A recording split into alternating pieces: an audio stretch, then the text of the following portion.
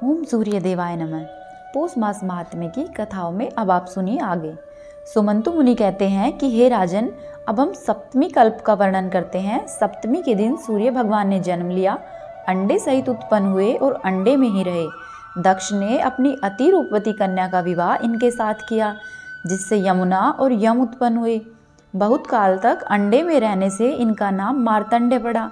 दक्ष की आज्ञा से विश्वकर्मा ने इनके शरीर का संस्कार किया। सप्तमी के दिन ही सूर्य भगवान को इनकी पत्नी संज्ञा प्राप्त हुई थी, इसलिए सूर्य भगवान को सप्तमी तिथि अत्यधिक प्रिय है।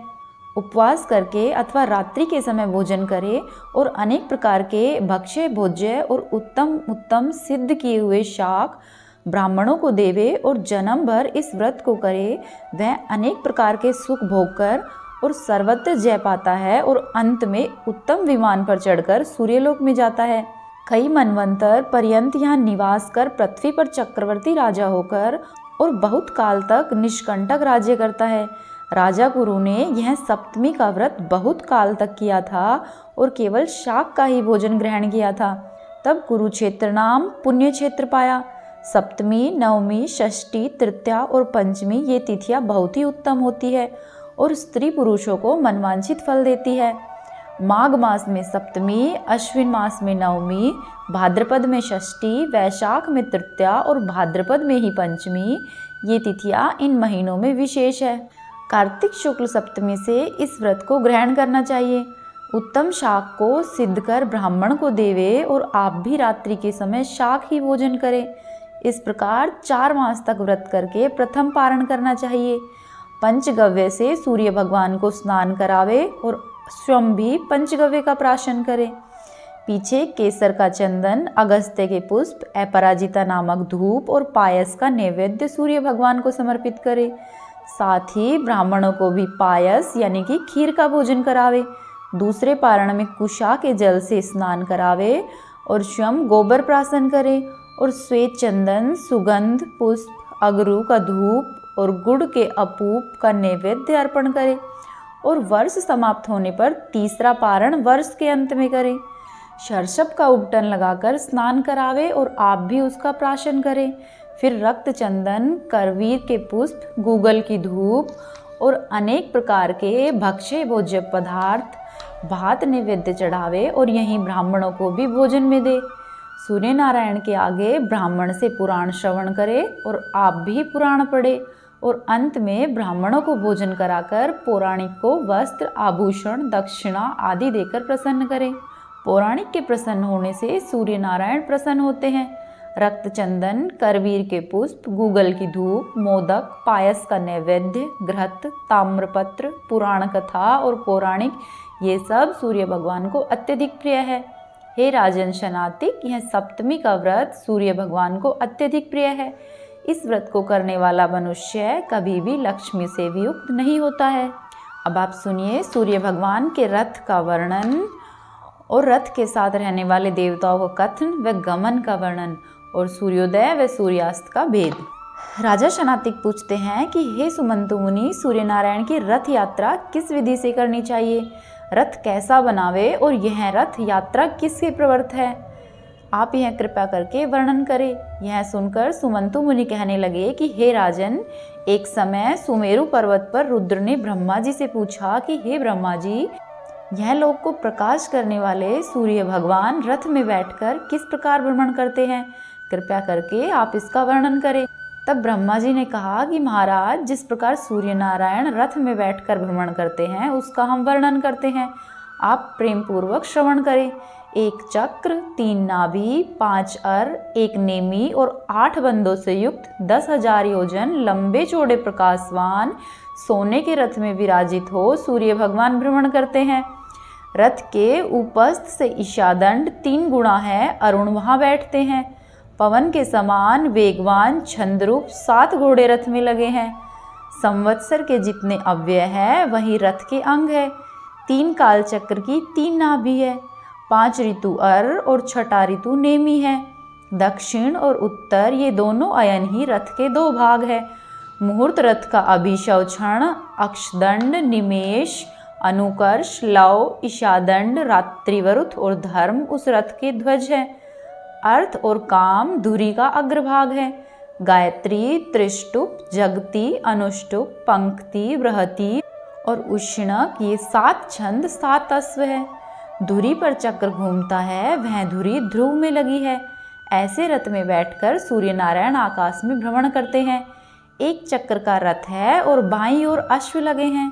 दाहिनी युग और धुरी ने ऋग्वेद तथा यजुर्वेद धारण किए हैं। 2 रश्मि अर्थात घोड़ों की वाग युग में बंधी है। उत्तरायण में वे रश्मि कम हो जाती है और दक्षिणायन में बढ़ जाती है। ध्रुव के चारों ओर यह रथ भ्रमण करता है।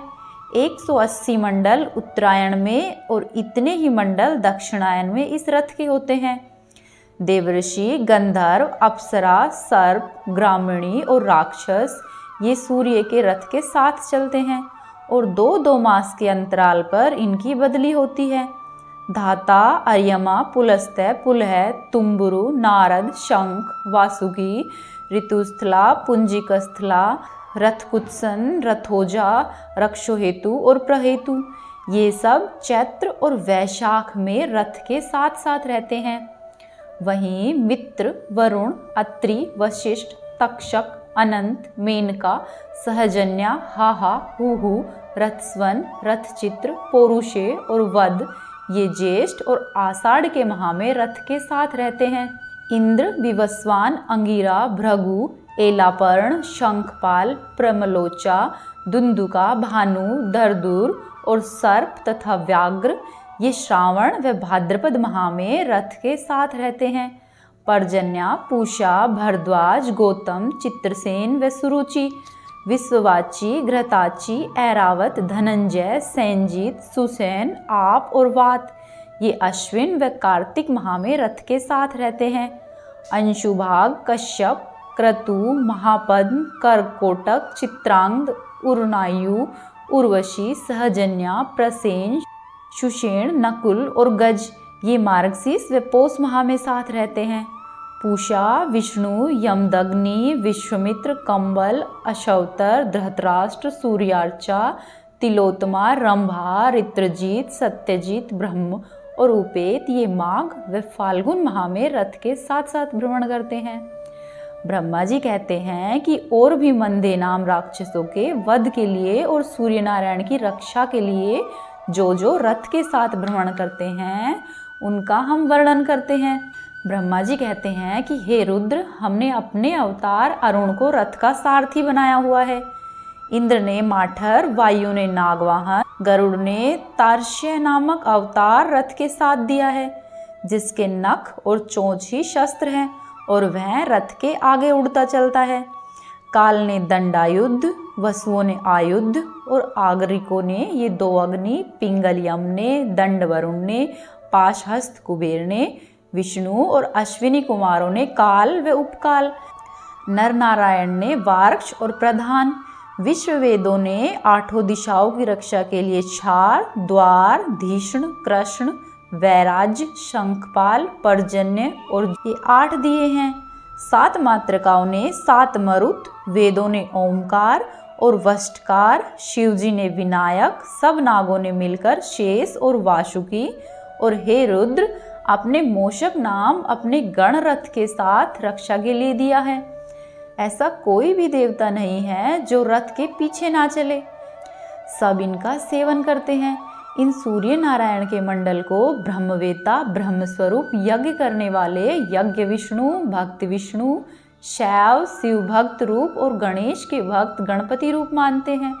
इन सब स्थानों के अभिमानी देवता अपने तेज से सूर्य नारायण के तेज की वृद्धि करते हैं।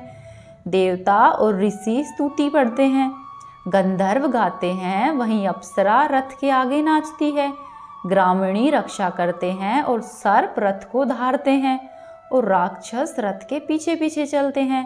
बालखिल्य नाम 60,000 ऋषि रथ को चारों ओर से घेर लेते हैं। दिवसपति और शंभु रथ के आगे, भर्ग दाहिनी ओर, पद्मज बाईं ओर, कुबेर दक्षिण में और वरुण उत्तर दिशा में, यमराज आगे आगे, वितिहोत्र और हरि रथ के पीछे रहते हैं। रथ के पीठ में पृथ्वी, मध्य में आकाश, रथ की कांति में स्वर्ण, ध्वजा में दंड, ध्वजाग्र में धर्म, पताका में रिद्धि, वृद्धि, श्री और पार्वती निवास करती है। मेनका पर्वत छत्र का दंड, हिमाचल छत्र रूप होकर सूर्य भगवान के साथ रहते हैं। इन देवताओं का बल, तप, तेज, योग और तत्व जैसा है वैसे ही सूर्य भगवान तपते हैं।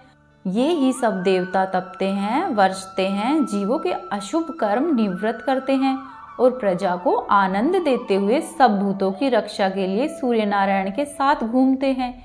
इनकी किरणों से चंद्रमा की वृद्धि होती है और कृष्ण पक्ष में देवता उसका पान करते हैं। अपनी किरणों से पृथ्वी का रस पीकर सूर्य नारायण वृष्टि करते हैं। उससे सब औषधियों और अनेक प्रकार के अन्न उत्पन्न होते हैं, जिनसे पितर और मनुष्यों की तृप्ति होती है। एक चक्र रथ में बैठ एक दिन में 7 द्वीप और समुद्रों से युक्त पृथ्वी के चारों ओर सूर्य नारायण भ्रमण करते हैं। उस रथ में अति वेगवान हरे रंग के वेद स्वरूप और क्षुधा तथा श्रम से रहित 7 अश्व कल्प के प्रारंभ में लगाए हुए ही प्रलय काल तक रथ के लिए भ्रमण करेंगे। एक वर्ष में 360 भ्रमण होते हैं। बालखिल्य ऋषि भी स्तुति करते हैं। अमरावती नाम इंद्र की पुरी में जब मध्याह्न होता है, उस समय यम की संयमिनी पुरी में सूर्योदय, वरुण की सुखा नाम नगरी में अर्धरात्रि और सोम की विभा नाम पुरी में सूर्यास्त होता है। संयमिनी में जब मध्याह्न होता है तब सुखा में उदय, विभा में अर्धरात्रि और अमरावती में सूर्यास्त होता है। सुखा में जब मध्याह्न होता है उस समय विभा में उदय, अमरावती में आधी रात्रि और संयमिनी में सूर्यास्त होता है। जिस समय विभा नगरी में मध्याह्न होता है उस समय अमरावती में सूर्योदय, संयमिनी में अर्धरात्रि और सुखा नाम वरुण की नगरी में सूर्यास्त होता है। इस प्रकार मेरु पर्वत की प्रदक्षिणा करते हुए सूर्य नारायण उदय और अस्त करते हैं। प्रभात से मध्याह्न पर्यंत सूर्य किरणों की वृद्धि और मध्याह्न से अस्त पर्यंत उनका ह्रास होता है। जहाँ सूर्य उदय हो वह पूर्व दिशा और जहाँ सूर्य अस्त होता है वह पश्चिम दिशा होती है। एक मुहूर्त में भूमि के परिमाण का 30वां भाग सूर्य चलते हैं। 2202 योजन सूर्य भगवान का रथ एक निमेष में चलता है। सूर्य भगवान के उदय होते ही इंद्र पूजा करते हैं। मध्याह्न व अस्त के समय वरुण और अर्धरात्रि को सोम पूजा करते हैं। विष्णु, शिव, रुद्र, ब्रह्मा, अग्नि, वायु, नैऋति, ईशान आदि सब देवता कल्याण के अर्थ सूर्य भगवान की आराधना करते हैं। बोलिए सूर्य भगवान की जय। उम्मीद है आपको आज का अध्याय पसंद आया होगा। यदि वीडियो अच्छी लगी तो वीडियो को लाइक कीजिए, चैनल को सब्सक्राइब कीजिए और वीडियो को अवश्य ही शेयर करें।